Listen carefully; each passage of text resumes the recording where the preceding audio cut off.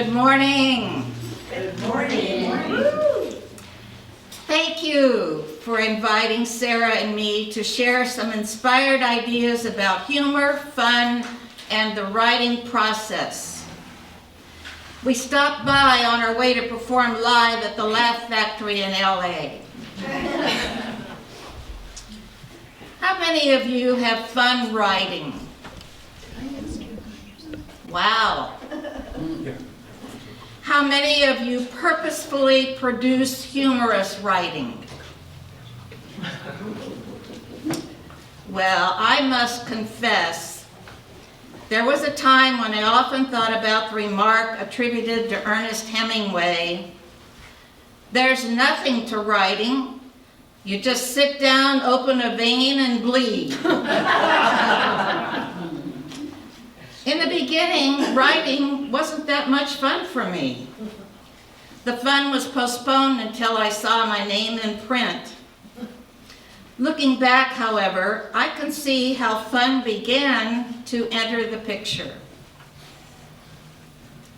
For example, to lighten the earnest nature of Assertive Training for Women, published in 1975, it was fun to create a series of cartoons, along with interactive exercises that could be used in group training sessions. It was fun that publication of this book led to lots of training gigs and being a guest on Seattle Today 6 times.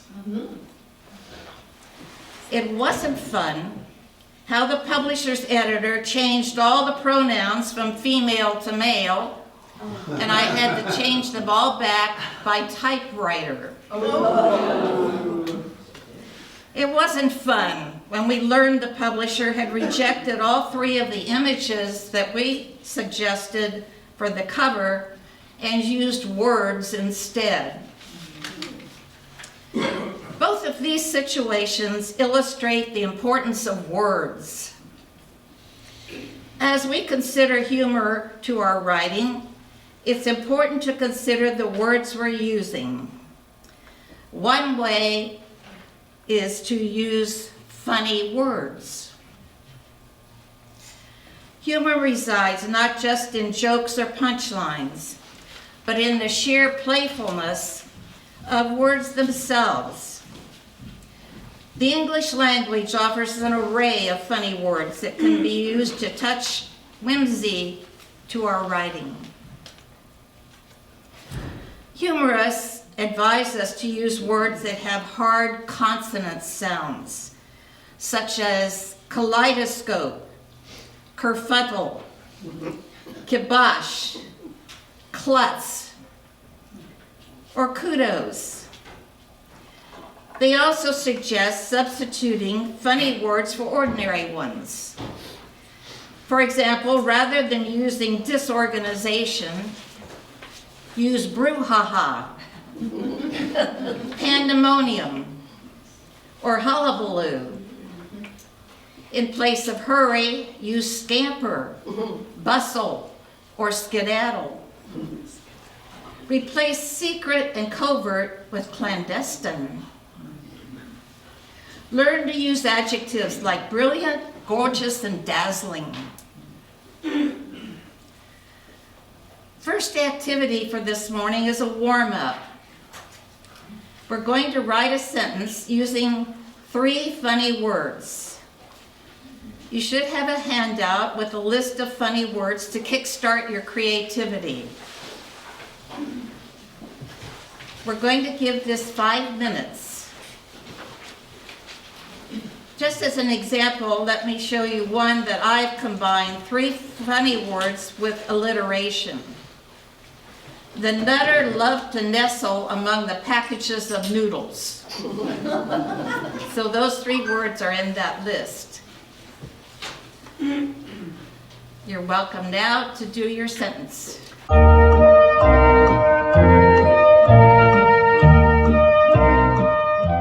That they want to share. Sarah has a mic and she's going to come around so we can all hear you. Don't know if you're going to think this is funny or not, but the word is finagled. Nice. I finagled my way into the 10 items or less line with a basket full of groceries because I pretended to be old, sweet smiling, and helpless. It worked.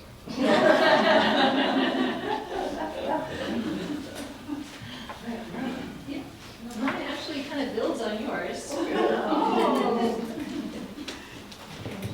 She schlepped down the sidewalk, her shopping cart wheels spritzing her shoes with gelatinous globs of slush. Whoa. Right, and if I don't see you right away, get assertive. An ostentatious nincompoop quibbled over the rumpus the old geezer was making when trying to mooch off the nutter next door. Mine actually plays off of that one. He's no nincompoop, but rather a razzle-dazzler bamboozler. I was flabbergasted at her loony malarkey.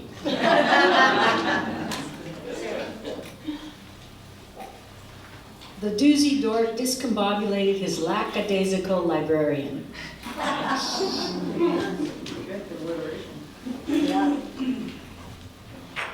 Yippee! I am totally zonked. At least for a gnarly old geezer my age.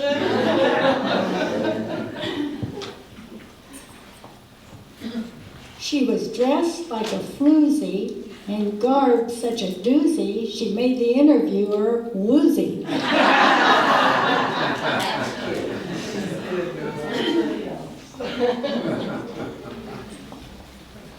got one for you. All right, you got one? Cool.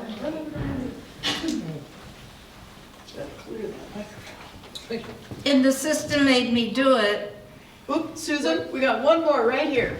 Oh, I'm Got it sorry. from Randy. See, Randy. Persnickety Mrs. Parsons quibbles about duck quacks, ergo, the dame appears to be a dork. Ergo.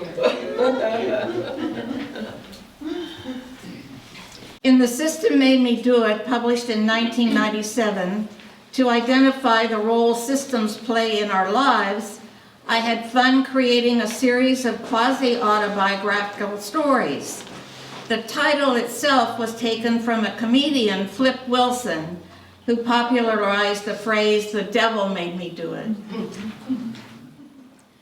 Producing the Awful Bosses coloring book, published in 2016, was pure fun.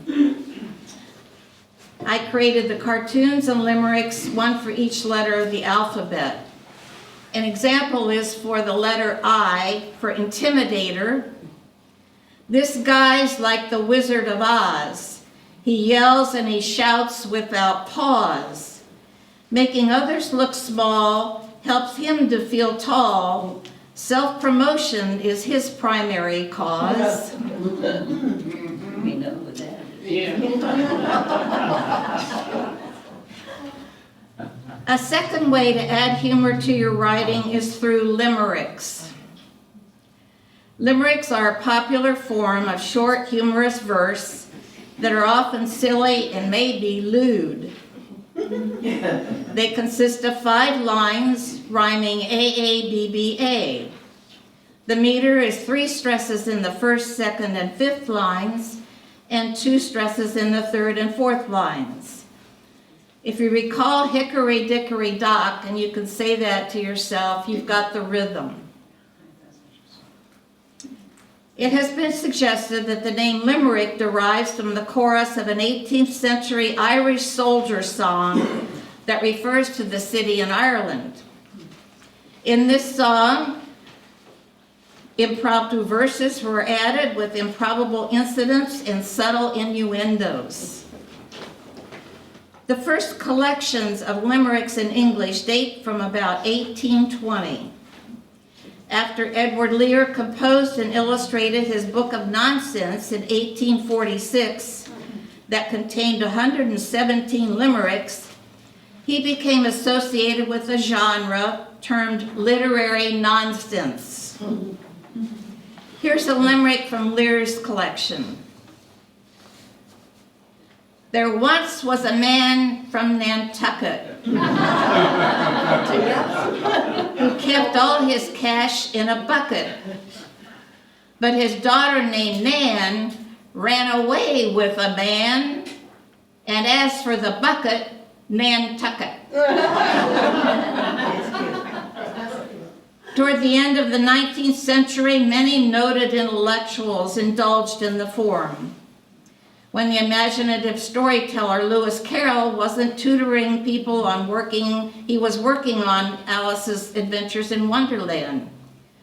He delighted in tossing off limericks. Take these two, for example.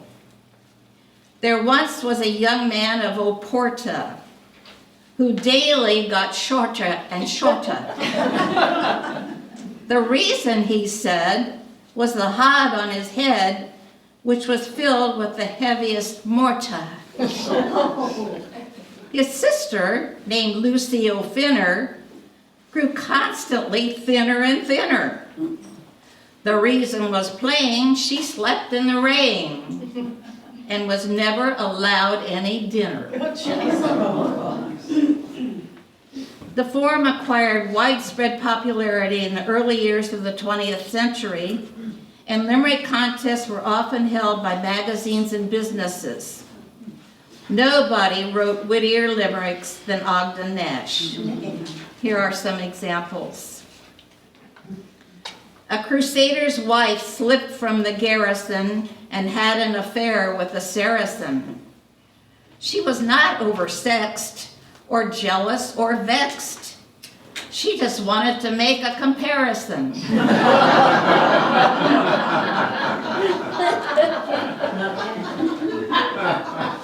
There was a young lady called Harris that nothing could ever embarrass, till the bath salts one day in the tub where she lay turned out to be plaster of Paris.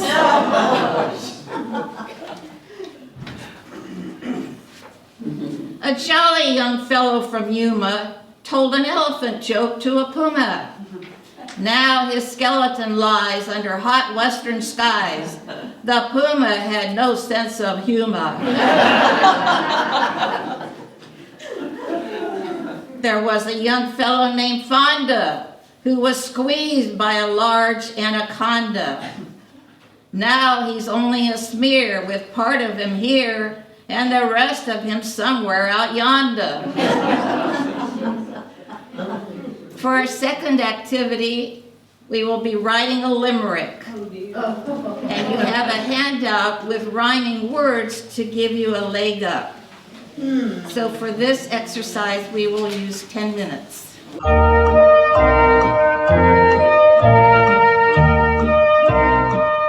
There was a young man from Decorum who bought a new pair of pants and he wore them. He leaned over and laughed and he felt a big draft and he knew right where he tore them. Really good. Oh dear, what can the matter be? 7 old ladies stuck in the lavatory. That's an old one. But this one's made up. I just used the first line of, oh dear, what can the matter be? I see. I made up 7 old ladies stuck in the lavatory, because that's happened. Nobody knew where they were, and they were stuck there from Friday to Saturday. That's cute. Who would like to share their limerick? There once was a fellow named Mike who went with his friends on a hike. After booze, he was bent, with his head out the tent. Now they call him the turtle, not Mike. Pretty good. I once saw a fellow in Oakland who danced in the streets while singing. The crowds laughed and smiled, but after a while, he emptied their pockets and fled. It's got meter, doesn't it?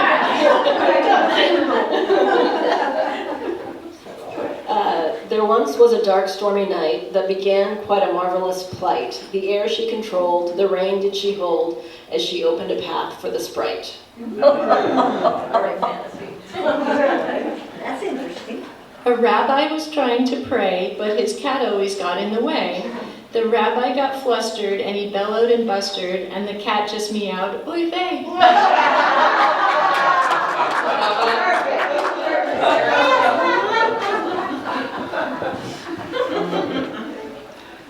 Her writing was zonk, lackadaisical. She revised all night the theoretical. When she rose from her chair and went down the stair, she'd written the scene quite amazing-ical.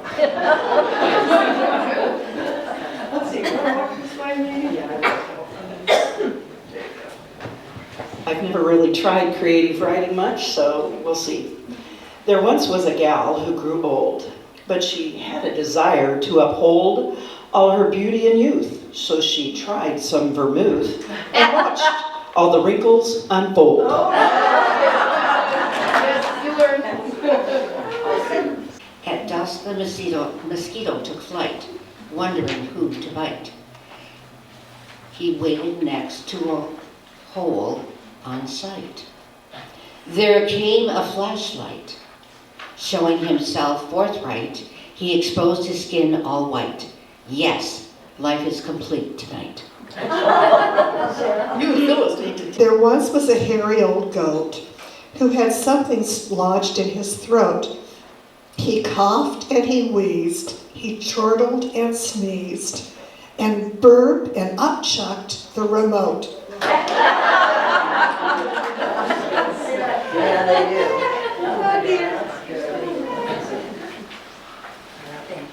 There once was a band from England who played loud ditties on the Strand.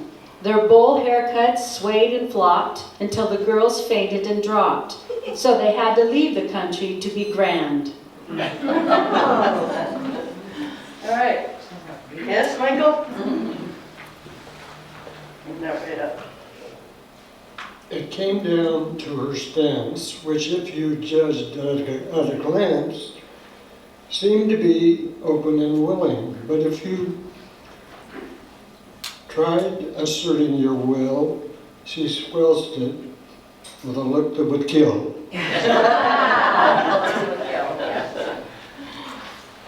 I say we give ourselves a hand.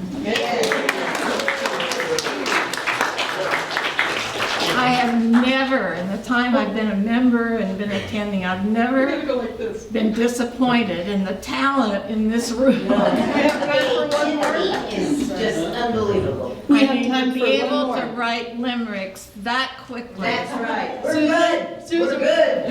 You're pretty good. Susan, we did it again. We forgot to I look looked behind over us. there, it didn't look like you were saying anything, so.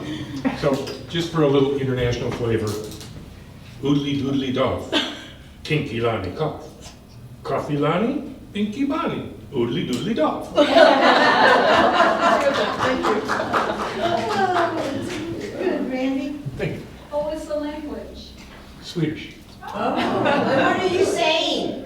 Hickory dickory dock. Was that hickory dickory dock? Eeny, meeny, miny, mo. Oh, and do it again so we can hear it. Oodly doodly dove, kinky lani cough, coffee lani, binky bani, oodly doodly dove.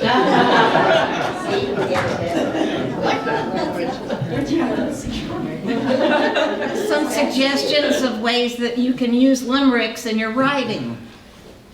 Submit them to the poetry contest. Compile a book based on them. Position a limerick at the opening pages of your book in place of a quotation. Include a limerick at the beginning or end of each chapter. Create a character who writes or repeats limericks. Write one and send it to friends or post it on social media on National Limerick Day, May 12th. That's Lear's birthday. Coming up soon. And just for fun, birthdays, weddings, births, promotion, and other special occasions. I've been amazed how just 5 lines can make a situation really fun. And most people are not expecting it to happen, so you can slip it in and have a few laughs. Third way to add humor to your writing is through coincidences, surprise. Crafting my latest book, Coincidences and Other Spooky Connections, has been 100% fun. In the manuscript, I have been weaving humorous threads into a tapestry. An unexpected bonus is a dramatic increase in coincidences that has kept me laughing out loud. In 9 months, I have had 120 coincidences regarding elephants. A relevant coincidence is, imagine my surprise after experiencing a host of coincidences regarding elephants to discover Sarah has an elephant collection.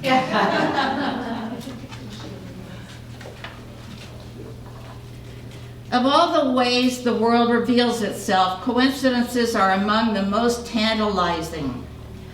They offer deeply personal revelations of patterns, parallels, and experiences. They have the resonance of myth and fairy tales with their complex intrigue, dramatic shifts of fortune, and spectacular life and death events. As building blocks, coincidences can be used to initiate a story, propel a plot forward, and reveal a character's personality or beliefs. Unexplained coincidences can create a sense of mystery and suspense, sparking curiosity and keeping readers guessing about what might happen next. Over-the-top, absurd coincidences can add a great deal of humor. A coincidence is a great way to begin a story, but it's deadly at the end. It should get a character into a story, not out. If a coincidence appears anywhere but at the beginning, the groundwork for it should be made early. That's called foreshadowing. A writer should avoid resolving a climax with a coincidence. Readers should never think that came out of nowhere. Coincidences tend to work best in genres such as memoir, romance, fantasy, and horror. A humorous coincidence can lighten the mood of a story. Here are some examples of funny coincidences that could be used as the basis of a story. A reliable source. A handwriting expert offered to do readings from samples sent to her. A woman sent a note written by her boyfriend and asked if he would make a good husband. The graphologist replied, this was very unlikely, as he had been a terrible husband to her for the past 3 years.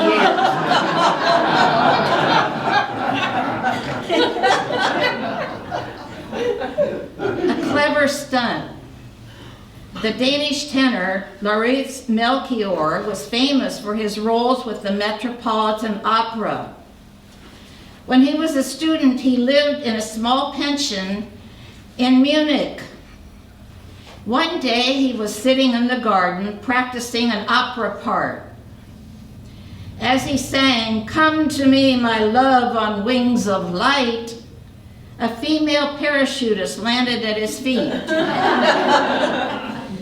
It was the Bavarian actress Maria Hacker, who was performing a stunt for a movie. Later they were married. A surprise ending. After discovering her husband had been unfaithful, Vera Shermak of Prague threw herself from the 3rd floor balcony of their hotel. She landed on her husband as he walked below. She killed him, escaping injuries herself.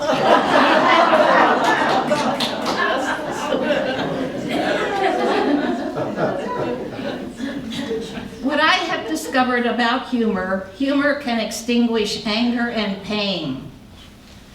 Humor can boost our morale. Humor provides respite and adds a light touch to any day.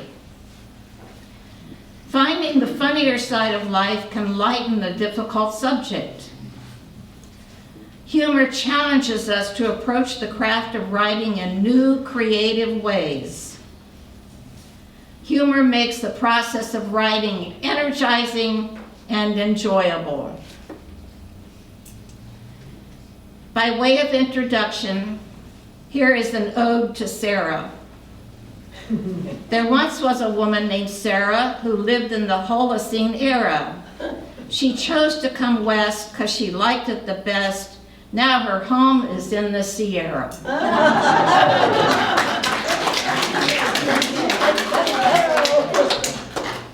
Pretty good. I only know two limericks. And my father taught me both of them. And I probably shouldn't share either of them. They're so foul. But I could, you know, at the end of the workshop, I could share a rated version with you. Susan and I had a lot of fun trying to get all of this business together. Well, it wasn't all fun. Some of it was really hard. We discovered that we both felt that it's just as important as anything else. She wanted me to tell you the story about what happened for me as a kid when we did move to Kenya.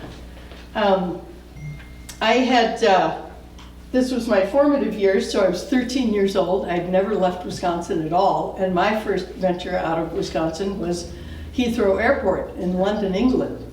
And I discovered really quickly they couldn't understand me, my Midwestern twang, any more than I could understand their Mary Poppins delivery.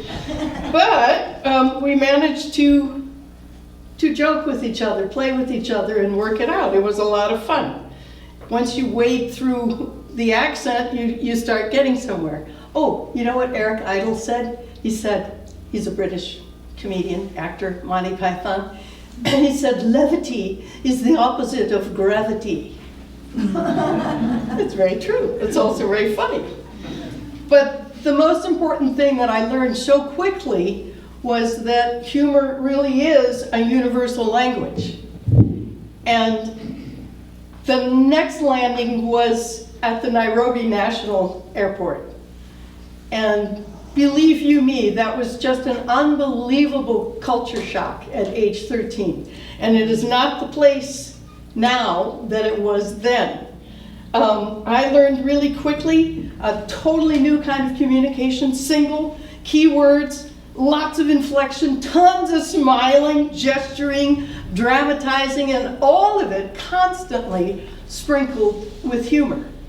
Because even nervous laughter is better than anger or misunderstanding. It works. So think about how many times you wish you could have had a better dose of it in your back pocket, and when you're dealing with certain people, it'd be great. Doesn't always work that way. Losing Brenda Sue last month was a great reality check for both of us. And we realize how much we depend on humor through all these phases of our life. It is healthy. Yes, it has endless physical benefits. Have you guys noticed what's already happened to your gut since you've been here this morning? You know this ha, ha, ha, ha, ha that we've been doing? It's a tool. It's a singer's tool. It's how you relax. It's how you build oxygen. It's how you bring emotion, everything to whatever you're about to share. And it's the thing that, it's probably the most common factor between all of us. We all have different laughs, but we all have one laugh that comes from the belly, that comes from the gut, that's therapeutic. Have you heard of laughing yoga? Somebody told me they're getting ready to sign me up for laughing yoga, and I'm going, I'm all about that. Well, actually, I don't know if I am. I don't know if I can sit that long.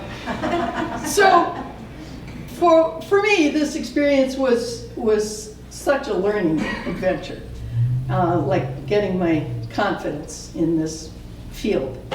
And I'll be straight up with you. I went ahead and I followed my son's advice, and I tried ChatGPT. Woo! So, sorry, it works. It works really, really well. And I did that scary thing because I can't believe my own resistance to using a tool like that, but I did have a lot of resistance at first. And then when I got in there, I really started having fun. And I would just like to say to you about that business, asking me not to use something like ChatGPT as a tool is like asking somebody or telling somebody they've got to stick with their old rotary phone when they've got a perfectly good cell phone sitting in their other hand. So I went there, and I noticed that it was thinking the way I was thinking, which was, I had been thinking, I call it thinking triadically. I noticed that somewhere that there was a lot of triadic formation in the way that we write. And this one came up with suggesting using it as a tool to help plan the workshop. So that's what I did. So I came up with the 3 T's, types, tools, and tips. It's important, but I'm going to tell you about that at the end, so don't let me forget, all right? Okay, Mark Twain said the best thing ever. He said that if we all learned to walk and talk the way we learned to read and write, we'd all limp and stutter. I just think that is absolutely beautiful. He also said, you're about as happy as you make up your mind to be. Yeah. Now, I think that one is very, very profound, because just because I say it's funny doesn't mean it's funny to you. And that's the wonderful thing about humor is we all have our variations on our boundaries and what is funny and what cracks us up and what doesn't. But the thing that I discovered when I started analyzing it more closely was that, you know what? It's already there. I bet most of you are all writing with humor, and I don't think we even think about it. I think it comes naturally. And I think that is actually the best part of humor, is the stuff that comes from your heart and your gut. And so I thought about it, and we need to be able to use humor intentionally as well as unintentionally, because when you do bring it up naturally, it is unintentional. But you also need to use it intentionally. So I truly believe that your reading your own writing needs to have you looking through it in a different lens of, have I used humor as a tool where it needs to be? Because I can use it to assuage fears, I can use it to stir things up, I can use it so many different ways. But think about using it to temper the speed of your story, if that makes sense. So I'm hoping today that you have a takeaway from this workshop. 3 things. Humor matters. I need a bumper sticker. Humor matters. But look at your writing again in terms of intentional versus unintentional, okay? Number 2, there are different types of humor. We'll identify a couple of them for you, but all we're doing is a little snippet of what is funny and what is out there. I want you to think about what you're already using and think about what comes to you naturally. And then finally, the third most important thing, I think, is the sharing of the activities, the sharing of the humor, the laughing together. Okay, so Susan covered limericks and several types of humor. One of the things that those things have in common is hyperbole, surprise, exaggeration. That's easier to identify. But more subtle types of humor tend to be observational, anecdotal, situational. I wouldn't have a book if I couldn't give you anecdotal humor, because that's what happens when you're 13 years old and you move to the East African equator. A lot of funny stuff happens, really strange stuff. But these types of writing also allow for self-deprecation and the absurd, and also they can easily lean towards the dark side, satire, parody. So the first thing that I want you to think about with your humor is your timing and your pacing. Know your audience. Don't aim for offensive, aim for playful and natural. And also, another thing Mark Twain said that is very apropos, humor is a lot like dissecting a frog. You learn a lot, but in the end, you kill it.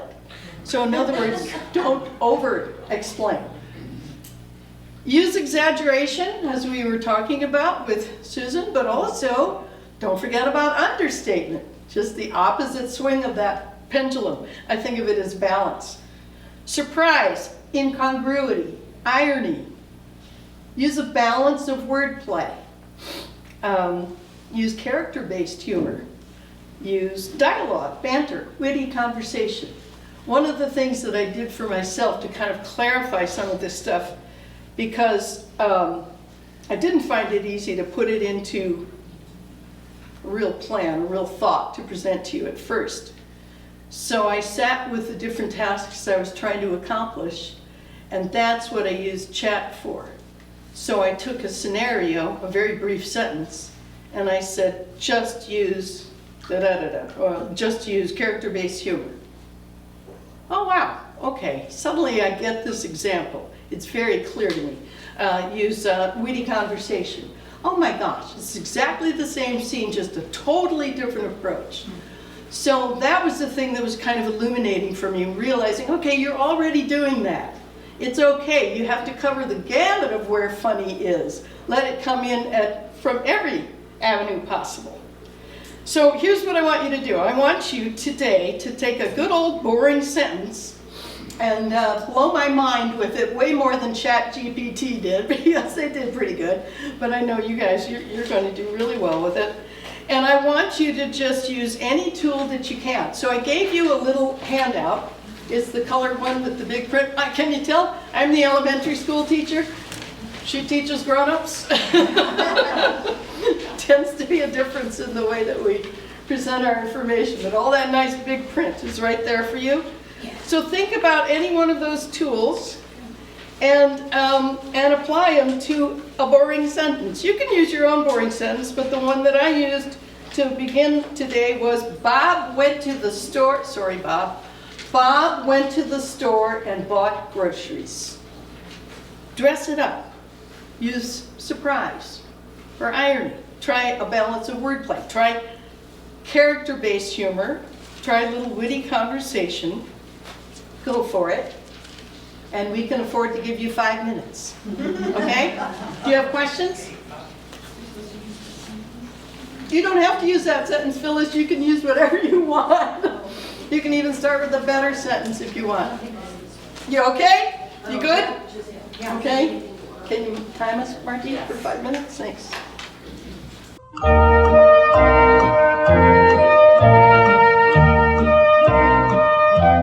All right, anybody ready to share? Raise their hands. Okay, this is absolutely nonfiction. I mean, this is true. It really happened. The boring sentence is, I drove to the store in my electric car.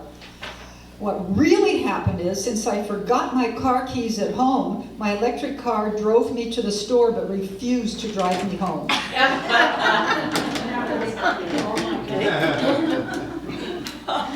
That's awful. The second I walked in the door, I sensed something was wrong. Mom, I asked, where's your service dog? Bob went to the store and bought groceries. That's a good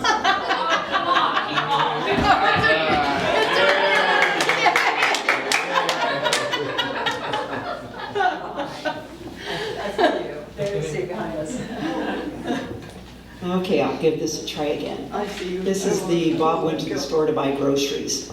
Bob grabbed his keys and the list of needed items. As he opened the front door, his wife called from the upstairs bedroom, "Don't forget the eggs! I'm baking cookies for my bridge club." Bob sighed. Of course he'd remember, if he could only find some. "I will, honey. Wish me luck. I'll take out a loan if I need to." Yeah. With that, he trudged down the front steps. At 10 o'clock, Bob was dispatched to fetch groceries. Sent off with no adult supervision, Bob returned at 5:30, the truck bed packed with 2 pallets of stepping stones, 9 deciduous trees, 6 tubes of Crest toothpaste, and a chainsaw. His wife had the temerity to inquire about milk. He replied, it was not on the list. Mary, do you want to come out? Maybe let's meet her at the end of the aisle there. Okay, Bob's going to the grocery store. Bob headed into Trader Joe's, confident and armed with the list on his cell phone. He dropped all 15 items into the basket. One item confused him. He calls home. Honey, what is BAN/Y/G? Banana is yellow, not green.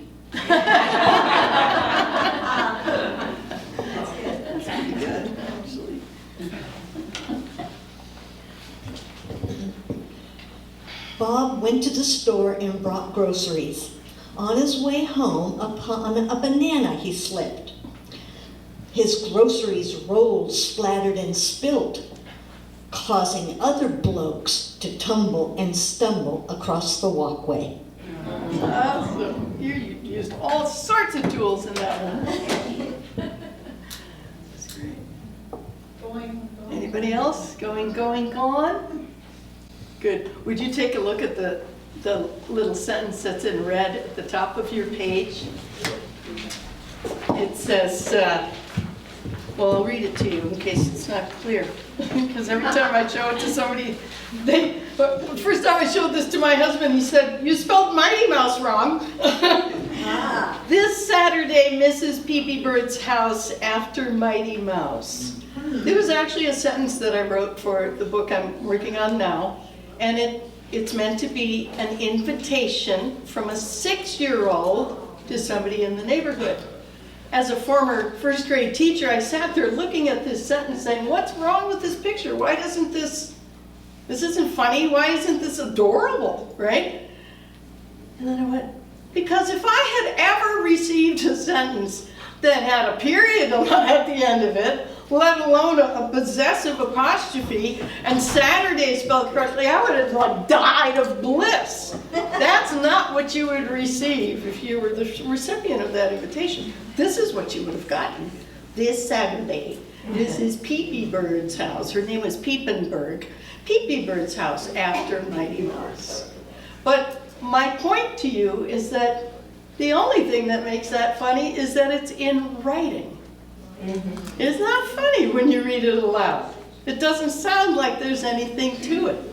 So think about the visual part of when you construct humor as well.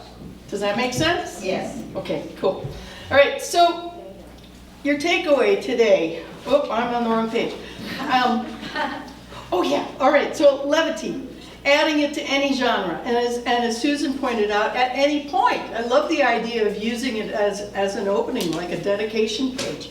We were sitting there together. Apply it to fiction storytelling, nonfiction essay, poetry, short form or social media, dialogue and comedy. Anything, absolutely anything. I feel silly listing those genres off for you. Put it anywhere. You know what? I saw the most awesome funeral notice in the Cap Times in Madison, Wisconsin. Nice little picture of a little smiling guy.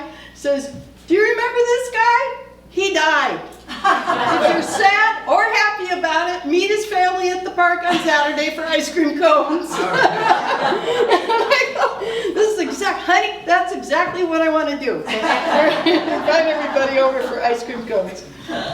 No, and then I thought about this other thing that didn't even occur to me till last Saturday, and it's embarrassing. Music. Yeah. Music, oh my God. Just because you can't physically hear the melody tune because something is mentioned in front of you in writing doesn't mean you can't hear it in your mind's ear, right? It's all over the place. And I realized in my own most recent piece, I had quoted or used Wizard of Oz, the Volga boat song, on Wisconsin, all kinds of kids' songs, all kinds of popular music from the late 60s, and you know, it goes on and on and on. But remember, it's a tool that elicits emotion, that either alleviates or attacks. All right, so now, on this last piece here, I want us to take a slightly different approach, and you're simply going to build a little more. So you started with a sentence. This time I want you to write a short paragraph. Not too many, because we are going to run out of time if we're not careful. I would like you to write an anecdotal passage, please, right? Use any one of those genres that I listed on the page for you, or any others. You can do a funeral notice if it calls to you. And if you're, and please use exaggeration and self-deprecation as a tool, or use both. And if you're feeling really goofy, try throwing in one of those twisted cliches. You know what those are? Where you take a cliche and then say something unusual, different. My favorite is the grass is greener on the other side of the fence because it's fertilized with more bull. It's kind of corny, but it's a great example, okay? So for this one, 5 minutes? I'll give you 7. I'm gonna give you 7, just to be different. Okay, go.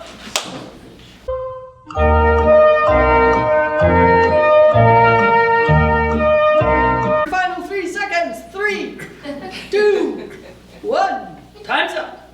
Please step back. All right. We want to hear them. When I was 6, I found a piece of glass set in the cement of our driveway.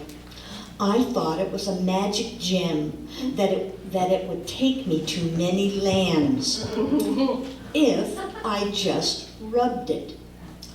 So, just like a magic lamp, I rubbed it and wished and hoped. And the magic glass did take me to wondrous places, to Candyland, to Gumdrop Lane, to Ice Cream Palace. I let its magic fill me, hold me, transform me. Imagination is a wonderful thing.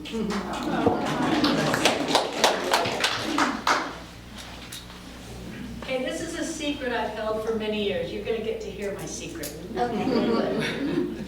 I have a bladder with a mind of its own. No matter what I do to quell the beast, she is stubborn, willful, and demanding. She chooses to rear her ugly head when restrooms facilities are nowhere to be found. So I invented a beach method to keep her quiet.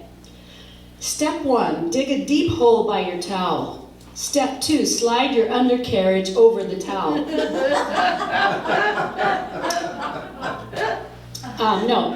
I can't read my writing, sorry. Slide your undercarriage next to the towel. Step 3, pull suit aside from the back side. You pull the suit aside. Step 4, pee while your other hand plays in the sand. Step 5, slide back over the towel and cover the hole. No one is none the wiser, and the beastie bladder is satiated into slumber. It works. You all wrote that down, right? It really works. Okay, this follows up the sentence that I wrote about my electric car. I left my purse at home, and it drove me to the supermarket and refused to bring me home. I was stuck at the supermarket. No purse, no phone, no money, and no way to get home. I walked back into the supermarket to explain to them why I could not pay for my small bag of groceries. Could I use their phone? They were so kind to me. They all got good guy points for being nice to the old lady who somehow could not drive her high-tech electric car home. They bought me coffee while I waited for my neighbor to bring me my purse with my phone, money, and world. I cried. I actually at one point had flown an Air Force C-130. But now, I could not even get home from the supermarket. Sigh, the world changes.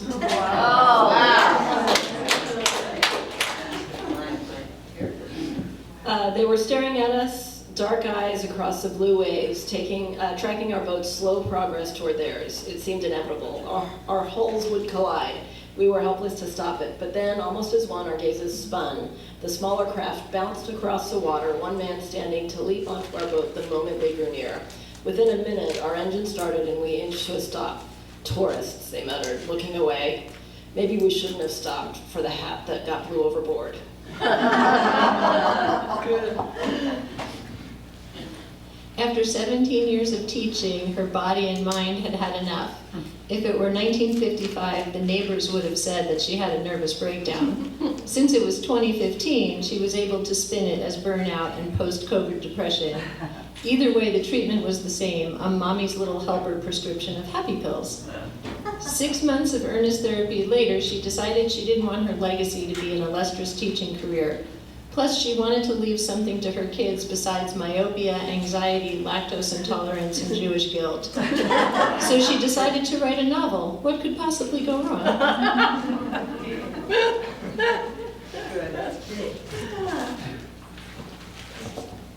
As a young man in my 20s, I was hitchhiking across Nicaragua on my way to Panama. A nice, very old American couple, the Schmidts, gave me a ride and then some money to help me on my way. 2 years later, I was begging on the streets of Kyoto, Japan. I am holding a sign in my hand. I have crossed the great grass road, I have crossed the Himalayas, etc. That's what my sign said. I heard laughter above me, and I looked up, and there were the Schmidts, grinning down at me. Looks like we didn't give you enough money back in Nicaragua. Hope this helps, they said. And gave me some more.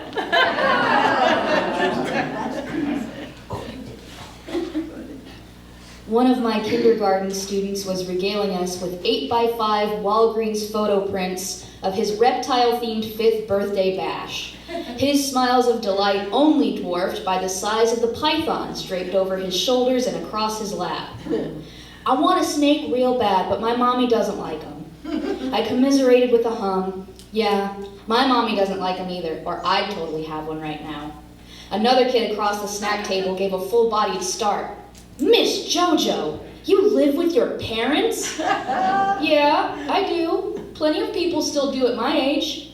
Her tiny eyes looked me up and down before she slowly turned her head back down to her apple slices. Awkward. That's so true. I could never understand his accent. I knew the old guy's name was John and he came from somewhere in Scotland, but only because someone had told me. From behind a platoon of empty beer glasses, he motioned me to join him, nodding and mumbling something pleasant. I nodded and mumbled something pleasant as I sank into the empty chair beside him. We'd been communicating this way since we'd met, two people divided by a common language.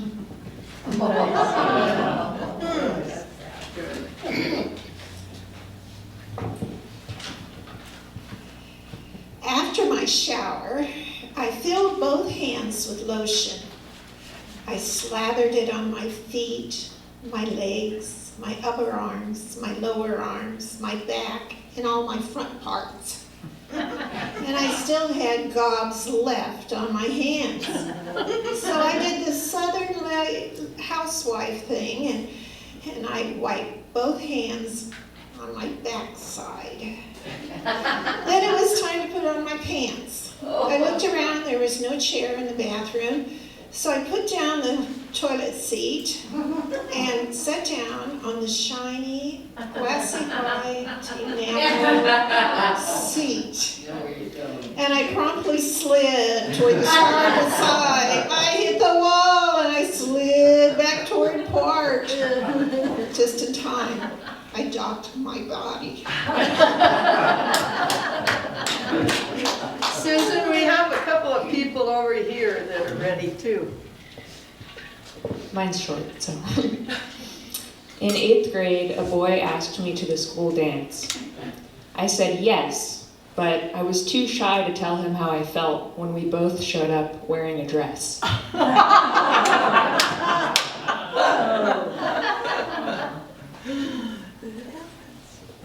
I'll give it a shot. She was as beautiful as she was bright. She was older than me. She was my boss. She hired me saying I had potential, dedicated and diligent, and in my opinion, she was gifted. Kind but difficult during my first year of employment. Fair, but I didn't like her reviews. I got even with her. I really got even with her. A year later, I married her.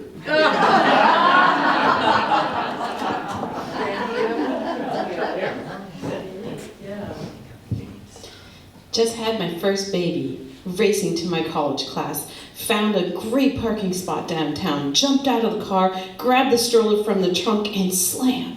The door and the trunk closed. The car locked. The baby is inside the car on the hottest day of the year.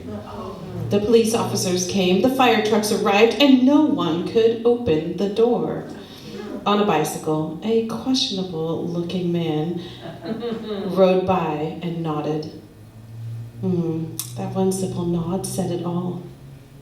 Had I not called 911, he would have opened the car for me. Parenting is going to be a long journey. Yeah. Okay. So now we're going to talk just about a couple of tips to get you going with playful language. And we're going to limit ourselves to 5 easy devices because you already know we could go on and on and on and on and on. I hate microphone stands. Word choice. You heard lots of great words. There's supposed to be some history to that hard G and letter K stuff. I heard this on Northern Exposure, that TV show, that the history comes from Yiddish. Yiddish has a lot of really fun, playful words, and it's a sort of a funny sounding language. And I noticed that several of the words that Susan was reading are Yiddish. Also, think about not just the hard G and the letter K, but think about how those words fall off your tongue when you're reading them aloud. A lot of humor doesn't even really blossom until you're reading something aloud. So do that for yourself if you don't already. We talked about using alternate words. I also had bamboozled is just funnier than misled. It's not always the word you want to use, but what a beautiful word. There's so many of them. One of my favorite words, onomatopoeia.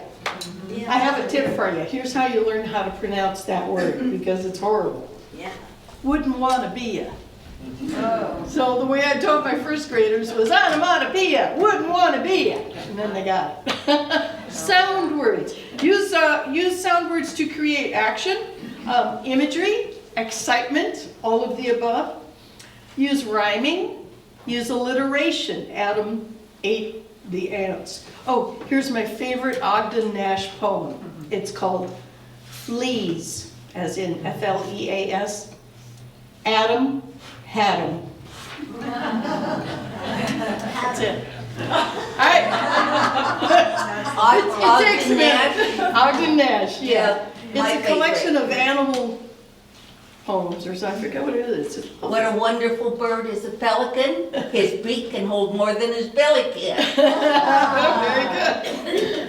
Okay, so the last little tip here is to think triadically. It's really important. 3 stooges, 3 traffic lights, 3 wheels on a tricycle. Use 3 in groupings. Use it in syllables, words, even events with surprise endings. And I told you that I would ask you why. Why? Why do you think we write triadically, think triadically, and use it with as an unconscious tool? Anybody? Anybody? Anybody? Phil? Because it's an odd number that makes things even. Oh, that's interesting. God, Phil, you always got so deep. Less deep than that. Anybody? More complex to compare. You remember 3s. Yeah. As people, we remember groups of 3 really easily, really adeptly. Okay? All right, so here's what I want you to do. I want you to rewrite an ending. Now, you guys apparently have been calling out to write a lot because you're saying a lot more than we expected you to say. So try reining it in a little bit. What time is it? Anybody? 1:45. 1:45? Okay, we have to halt. All right, what I want you to use specifically is onomatopoeia, alliteration, or the triad of 3. Any of them, all of them, none of them. You decide what you want to do, but I would like you to rewrite quickly the ending to Gone with the Wind. Let me give you a nutshell. Scarlett has finally realized it's Rhett Butler she loves, not Ashley Wilkes. She rushes home to tell Rhett, but too late, because Rhett no longer gives a damn. There you go. Rewrite the ending, use onomatopoeia, alliteration, and a triad. Go for it. I can afford to give you 7 minutes. Okay, define. I can afford to give you 5 minutes. Define onomatopoeia. Onomatopoeia. Bang! Pop! Psh! Whee! Smack! You need more? Sound words. You can think comic books if you have to, but I mean, I use onomatopoeia all the time. Wouldn't want to be it.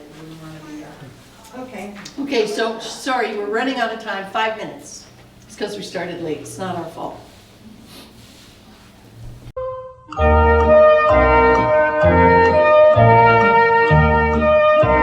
Oh, Red, I love you. I'll marry you. Oh, Scarlet, whiz, bang, clang. I no more give a bing, wang, dang.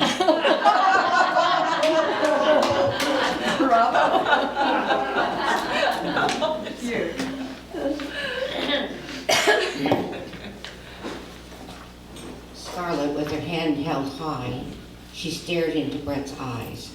You are gone like the wind, Speck. Love it. Red, surely you still love me. Ashley just doesn't shine my shoes anymore. Nah. Sheesh, Scarlett, shush up. Go shoot your shot on another schlub.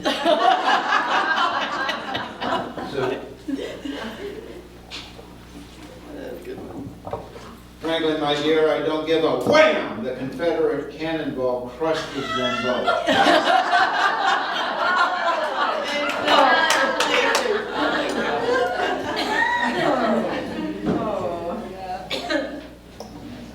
Oh, Red, I do love, oh, Red, I don't love Ashley. It's you I love. I do, I do. Woohoo, Scarlett. If you don't want him, I do.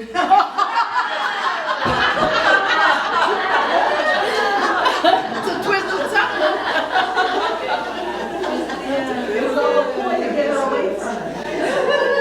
Oh, you know what? We should end with that.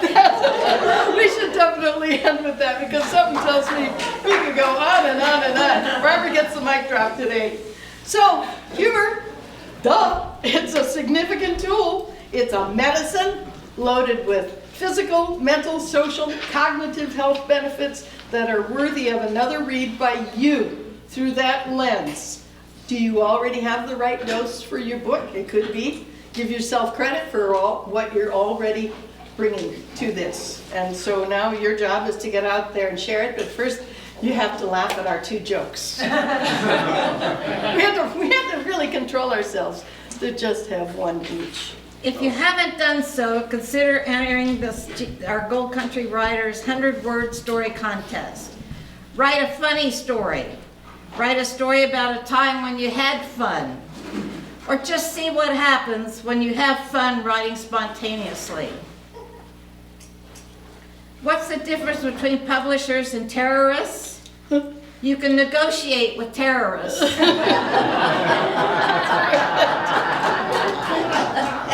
Now this joke, you have to listen carefully. I practiced. All right. I took it from Bill Murray. Fella comes to the door one day, knocks on it. He says to the woman who answers it, "Pardon me, ma'am, do you think you might have some chores around here I might be able to do for you today?"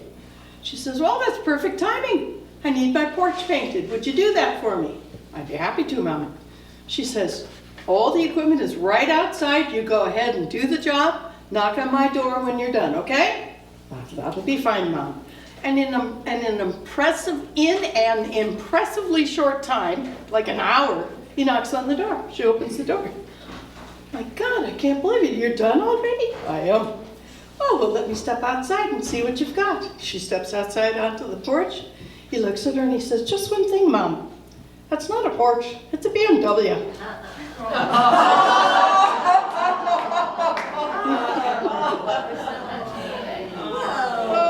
Okay, you guys, thanks a lot. lot for humoring us. You had a great time. We promise to do it again one day. Thanks.